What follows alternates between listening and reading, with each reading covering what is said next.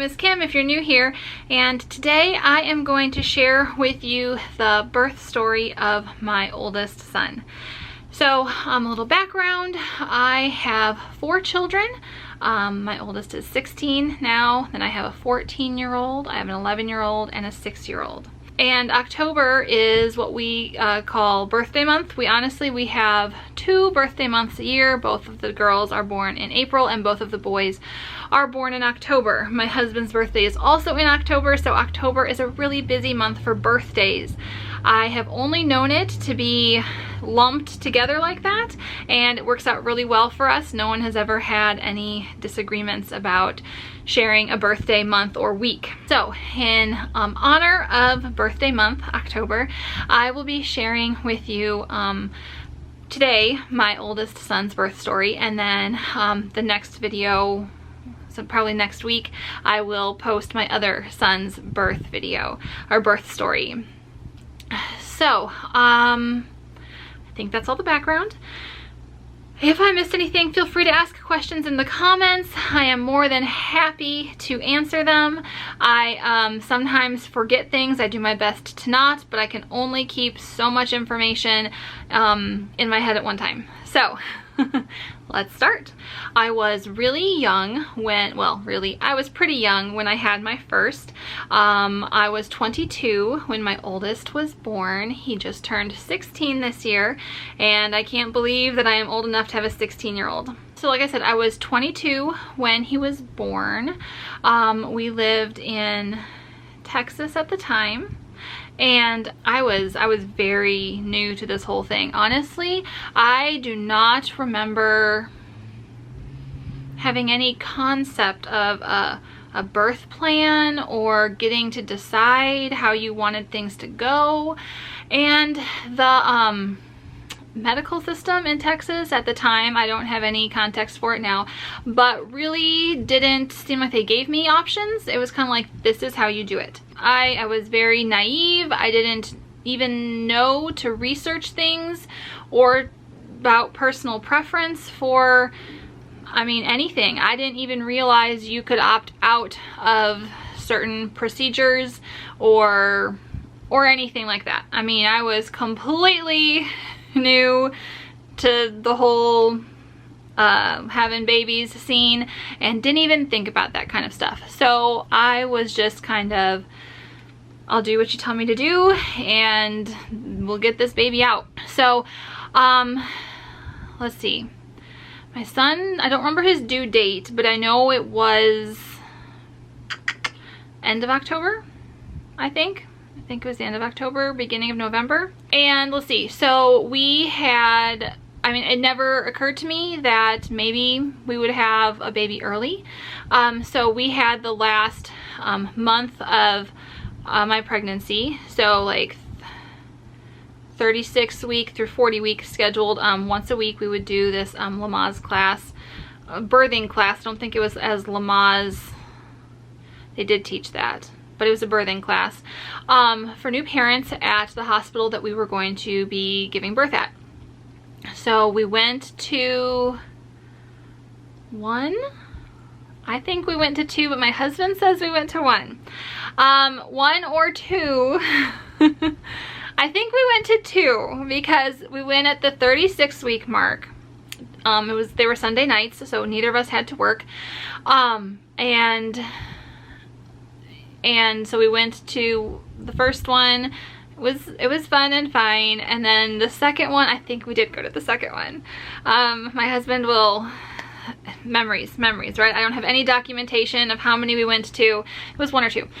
So after one of them, the day I turned 37 weeks, we had gone home and we were laying in our bed and watching a movie on the TV in our room, and it was The Mummy, the Brendan Fraser Mummy, the first one. I don't know why we decided to watch it, but we were watching it, and I heard a pop and felt a gush, and I ran to the bathroom and my water had broke. So at that time, I believe my husband, he called the hospital. They told us to come in, and then we called his parents and my parents. Now my parents lived all the way up in Minnesota at the time, and So they knew, and my mom and my brother, who was just 10 at the time, they got ready and they started to drive down to Texas because my oldest is the first grandchild on my side of the family. So everyone was super excited to get to meet him, and so my mom and my brother started a cross-country trek to come see the first grandbaby, my son. So it was also the first grandchild for my husband's family as well, and I'm pretty sure that they kind of got up and got ready to they only lived about 4 hours away from us at the time, and got ready to come and see us. So let's see, I'm trying to think time here. It was night 9 or 10-ish. I want to say 9 or 10-ish. If I can remember the exact times, I will put them on the bottom there, and and we'll just go from there. So then I don't remember if I had a go bag. Probably didn't. We probably just threw, I probably did though. I think I did. So I put things, I know I took a toothbrush and stuff like that. I put those in a bag. I had other stuff in a bag, I know. And then while I was doing that, my husband took the dog out and got her all situated. And then we went to the hospital. So when we got to the hospital, it was, I want to say around 10-ish. And they were full. They were really full. And the nurse was kind of like, we're really full, so you're lucky we have a room for you. And I was like, okay, I'm sorry, my water broke tonight. You know, I was kind of taken aback by that less than hospitable welcome. They checked me in, and a nurse, you know, got me all hooked up to stuff and checked me, and she's pretty much like, we'll notify your doctor when things get farther along and she'll come in. At the time, it wasn't a doctor on standby that did it. It was your doctor would, at least for me, at the hospital that I was delivering at. My doctor was gonna come in when I got closer to delivering. So one interesting thing that I didn't know, it was kind of odd, but after having 3 other children, I realized was kind of odd, is she said, well, it's your first, the nurse said this. She goes, well, it's your first baby, so it'll be at least 12 hours. She's like, try to have a good night. And I was like, okay, you know, that's fine. Kind of, then I was like, okay, no problem. But now I'm kind of like, why? No nurse stayed in the room with me. Not at all. I don't even remember being checked on more than maybe once. Like, they just kind of left us. Sure, they were busy, but I've delivered in busy hospitals since then, and I've always had a nurse that like stays in the room with you. I don't know why it was different this night. So we tried to have a good night. Didn't really sleep a whole lot. They did offer me an analgesic, which is kind of a relaxation. It's not pain medication. It is, I'm sure any of you out there watching will know how to describe it better, but pretty much it just kind of makes you feel a little bit drunk and helps you relax and be able to relax and sleep in between contractions. I did say yes to this, but I was not going to get an epidural. One, I wanted to try it naturally, and 2, I am very afraid of needles. And the thought of putting one in my back, and not being able to feel my legs, it just freaked me out. So I was gonna try it natural without an epidural. I do remember sleeping some in between contractions. The contractions started naturally. My water broke. Everything was really good. My husband, he didn't sleep. Oh my goodness, he'll probably remember more. But he kind of hung out, helped me in between contractions. He's a really great birthing partner. He's very attentive, and really through a contraction, I just want some other kind of stimuli. So he'll rub my hands, my arm, my neck, you know, if I'm on my side. He's just really great about that. So I really appreciated having him as a birthing partner. It did not take me too long, probably a couple of hours. So we got in there at 10. We were probably in there for like 4 hours, but honestly by a little bit before 4 o'clock in the morning. So they checked me in at 10, between 10 and 11, and honestly they weren't expecting anything until like 11 the next day, 10 in the morning. By a little before 4 in the morning, I told my husband, I was like, if we're only halfway, then I'm like, I don't think I can do this. It's getting really intense, and I need something. If this is the halfway mark, I might need to have an epidural. You know, I had kind of hit my limit pain-wise. It was getting really intense, so my husband went out to find a nurse. They weren't responding to the call button, and I hadn't been checked probably since we were let in. And so he went out, and a nurse comes back kind of like, well, we'll see where she is, or call someone up to give her some more pain meds or an epidural or something. And she gets in and she checks, and she's like, oh, you're a 9. We need to get your doctor here. So I had been progressing wonderfully, and I was almost done.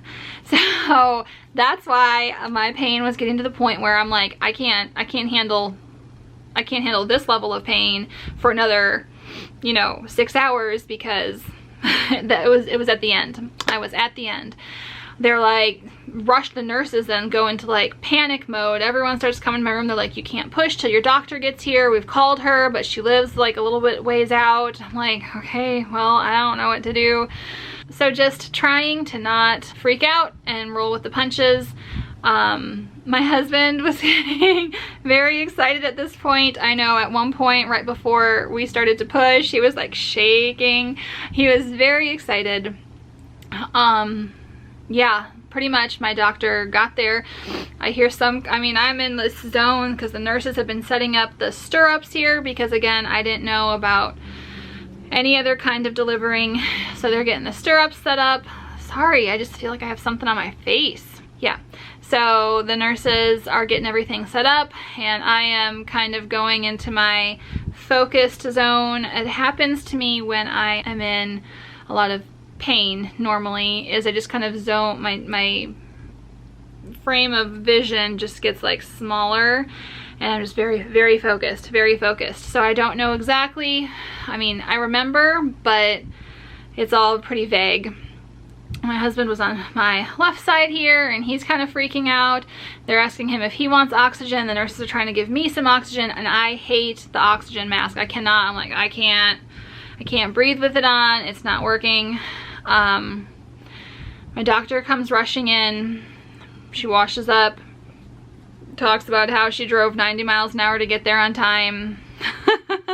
And then she's like, oh, I see the head. She gives me an episiotomy. Did not even know what that was, and to request no, again, gives me one, and pretty much my son just like falls out. I pushed 2 times, maybe, maybe 3. It was pretty easy. Honestly, my first son was the easiest of all of my children. He was also the smallest. Well, okay, he was also the earliest, not the earliest. He was the smallest. He was born at 37 weeks, but he was 7 pounds, 5 ounces? He was 7 pounds, 5 ounces, and right around that typical 20-inch long mark. Everything was fine. He had no issues whatsoever. He's the only one of my babies who had no jaundice issues. And I think that's because we had, him and I have the same blood type, whereas I have a different blood type than my other 3 children. And after doing research as a more experienced mother, I've learned that that can have an effect on whether your baby has jaundice or not. There's other things as well, but look into that if you're struggling with jaundice or have had it in the past, or your babies have had it in the past. Also the K2 shot. Again, my other 3 had jaundice and all sorts of issues, and we'll talk about those on their videos, but the K2 shot can also increase the likelihood of jaundice in babies in certain situations. So more research, if those are things that you're interested in, please delve into those. Okay, so as my son was being delivered and he started to cry, the hospital room door opened and I hear my mother-in-law go, "There's a baby already?" or some version of that, or "Is that a baby?" And the nurse goes over there and she's like, "Oh, she's delivering right now." No one expected it to go so fast. They expected an all-night vigil, and I'm so thankful it wasn't. And I handled the pain pretty well. I didn't have any complications with the episiotomy. I haven't had one since then, and had I been asked and done the research, I really probably wouldn't have chosen to have an episiotomy. But again, since I had no healing complications, and he just came out just fine. For a new mom, not having any expectations, I probably handled the whole thing a lot better than if I had planned ahead and had a birthing plan. Not that I recommend not having a birthing plan, but compared to how my other three were, they were at different hospitals than this one was. And then my son was born and he was measured and weighed and taken to the nursery for those things. And then my husband, he likes to follow the babies and stay with them while I get sewn up and cleaned up and all of that. And so that is the birth story of my oldest son. It was a very special experience. It was the one that I remember the clearest, even though it was the longest away or distant time. But I just didn't feel, I remember that the story and the memory very clearly, whereas with the others, I'm gonna have to sit down and do some collab with my husband on some details for that. I think I stayed in the hospital for two days, or like finished the day, because he was born around 4 o'clock in the morning, finished that day, and then the next day. And then we were able to go home. All of his tests, his newborn tests and stuff that they do were great. Had a little trouble starting nursing, and honestly I didn't end up nursing him for as long as some of the other kids. I, again, being a naive new mom, didn't even realize it was something I had to prepare for. I thought that it was just gonna be very normal and natural, and it was not. Not for me. It's something, and I, you know, with every subsequent child, I did more studying and more, you know, based off of my experience, how can I plan it better? When you know better, you do better. And as you grow, you learn. And I am so thankful that he was just very healthy and no complications, because I was not prepared for complications. I mean, and so many people are not. Looking back, I was very, very naive about so many things as far as my health and his health, and I'm just thankful that everything worked out just fine. And even though I I don't think I complained too much about the hospital. They did fine. They did a fine job. It was just different and very hands-off.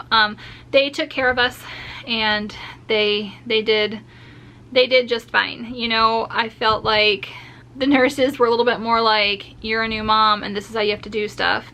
Whereas with my other kids, it was a lot different. They were like, oh, you've had kids before, you kind of know what you're doing. But I don't begrudge anyone that, because I didn't know what I was doing and I was just trying to figure it out. And my husband didn't know what he was doing, and he was just trying to figure it out.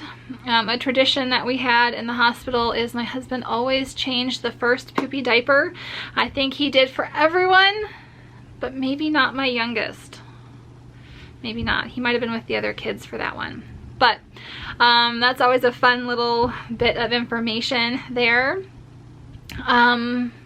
So yeah, I think my mom and my brother ended up making it down to Texas to see us before we got home. So they saw us in the hospital, and then they went to our apartment. And yeah, it was just a really nice, kind of peaceful time.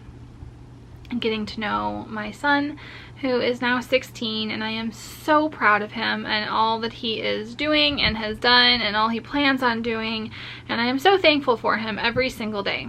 Well, that is my first child's birth story. So I hope you enjoyed it. It was pretty much, I just wanted to get it down. If you have any questions, like I said, please leave them in the comments. And I hope you have a wonderful day and have enjoyed this, and I will see you on the next one. Bye.